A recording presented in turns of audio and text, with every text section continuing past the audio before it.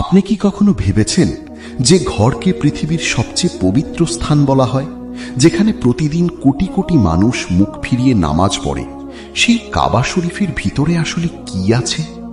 এই প্রশ্ন অনেকের মনে কৌতূহল জাগায়, আবার কারো মনে সৃষ্টি করে গভীর আবেগ। কারণ কাবা শুধু একটি ভবন নয়, এটি মুসলিম উম্মার ঐক্যের প্রতীক, আল্লাহর ঘর হিসাবে সম্মানিত। তাই এর ভেতরের দৃশ্য জানার আগ্রহ স্বাভাবিক।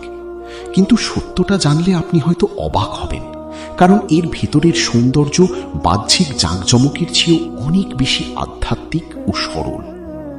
কাবা শরীফের ভিতরে ঢুকলে প্রথমেই চোখে পড়ে একটি খালি প্রশস্ত জায়গা। এখানে কোনো আসবাবপত্র, বিছানা বা অলংকারে ভরা কিছু নেই, যেমন আমরা অনেক সময় কল্পনা করি, বরং ভেতরটা অত্যন্ত সরল ও শান্ত। মেঝে মার্বেল পাথরে তৈরি, যা পরিষ্কার ও ঠান্ডা অনুভূতি দেয়। দেয়ালগুলো মার্বেল দিয়ে আবৃত এবং কিছু অংশে হালকা সুগন্ধ ছড়ানো থাকে। এই সরলতাই আসলে ইসলামের মূল শিক্ষা, অহংকার নয়, বরং বিনয় ও পবিত্রতা। ভিতরের একটি গুরুত্বপূর্ণ বিষয় হল 3টি স্তম্ভ, যা ছাদকে ধারণ করে রেখেছে। এই স্তম্ভগুলো কাঠের তৈরি এবং বহু বছর ধরে ইতিহাসের সাক্ষী হয়ে আছে। এগুলো কেবল স্থাপত্যের অংশ নয়, বরং কাবার স্থায়িত্ব ও ঐতিহ্যের প্রতীক। অনেক সাহাবী ও ইসলামের গুরুত্বপূর্ণ ব্যক্তিরা এই জায়গায় প্রবেশ করেছে এবং এখানেই নামাজ আদায় করেছে। ভাবুন তো, এই একই জায়গায় দাঁড়িয়ে কত মহান মানুষ আল্লাহর কাছে সিজদা করেছে। কাবার ভেতরে কিছু সুগন্ধি ও আতরের ব্যবহার করা হয়, যা পুরো জায়গাটিকে এক ধরনের পবিত্র অনুভূতিতে ভরে রাখে। যখন দরজা খোলা হয়, তখন ভেতর থেকে এক মিষ্টি সুবাস বাইরে ছড়িয়ে পড়ে। এটি শুধু সৌন্দর্যের জন্য নয়, বরং সম্মান ও পবিত্রতার অংশ হিসেবে করা হয়। কারণ এটি আল্লাহর ঘর, তাই এখানে সবকিছুই সর্বোচ্চ মর্যাদার সঙ্গে রাখা হয়।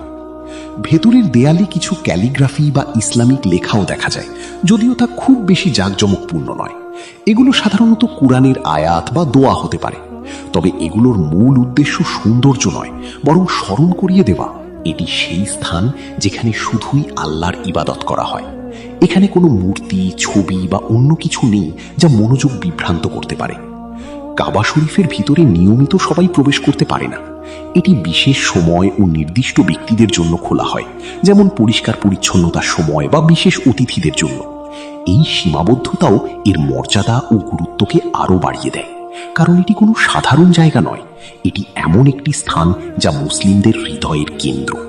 অনেকেই মনে করেন কাবার ভেতরে হয়তো অসাধারণ কোনো রহস্য বা অলৌকিক কিছু লুকানো আছে, কিন্তু আসলে এর সবচেয়ে বড় রহস্য হলো এর সরলতা ও আধ্যাত্মিকতা। এটি আমাদের শেখায় আল্লাহর কাছে পৌঁছাতে বাহ্যিক জাঁকজমক নয়, বরং খাঁটি নিয়ত ও ঈমানই সবচেয়ে গুরুত্বপূর্ণ।